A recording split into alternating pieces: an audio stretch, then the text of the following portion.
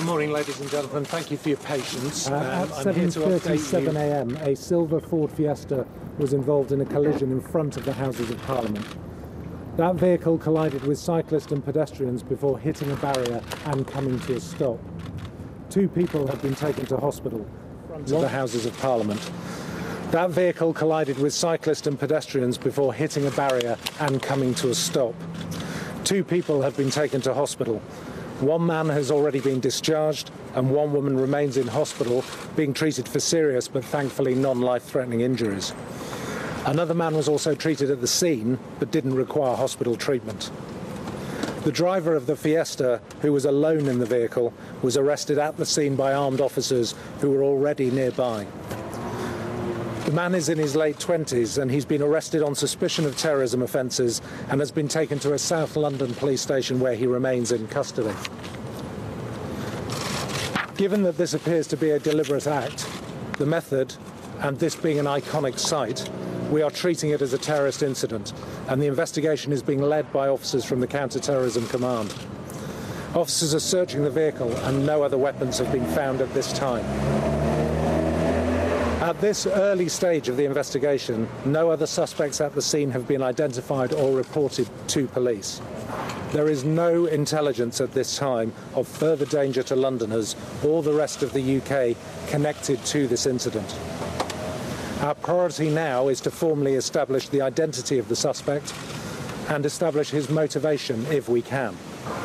He is not currently cooperating. However, as you would expect, detectives from the Counter-Terrorism Command are making various other urgent inquiries to ensure that there is no outstanding risk to the public.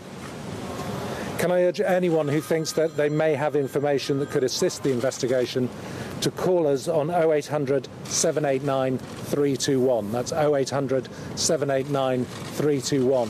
And thank you for the many people who've already come forward. But similarly, if you've captured footage or images of this incident, you can download those to us via our website, ukpoliceimageappeal.co.uk. That's ukpoliceimageappeal.co.uk. Clearly, we are treating the scene and Parliament Square as a crime scene, so cordons are likely to be in place for some time as the investigation team continues to carry out important work to establish exactly what happened. I can appreciate this has caused a great deal of disruption this morning to those who live, work or were visiting this area. Thank you to the public for their patience and understanding whilst we deal with the incident. We will be working as quickly and diligently as possible in order to reopen the area. But in the meantime, I'd ask that the public try and avoid Parliament Square and Westminster at this time. The safety of the public is always our top priority, and the Met Police will continue to do all that we can to protect the people of London. As always, the public should remain vigilant, and if you see anything suspicious or something that causes you concern, of course, please dial 999. So I'm happy to take a couple of questions. Were police already in pursuit of the vehicle before it collided with cyclists and then collided with the gate? Well, the footage appears to show sirens behind the car, 2 police vans. Is that the case? No, I've heard that this morning. There wasn't a police car in pursuit of the vehicle. I believe it was an ambulance on a completely unrelated call. Commissioner, the vehicle appears to drive deliberately at 2 police officers. Does it look as if the driver was targeting the police officers specifically? We can't say that at this time. I mean, it certainly appears to be a deliberate act, but what the motivation is, we can't say. Was it somebody that counter-terrorism police officers or the counter-extremism network was aware of before, the man that you have in custody?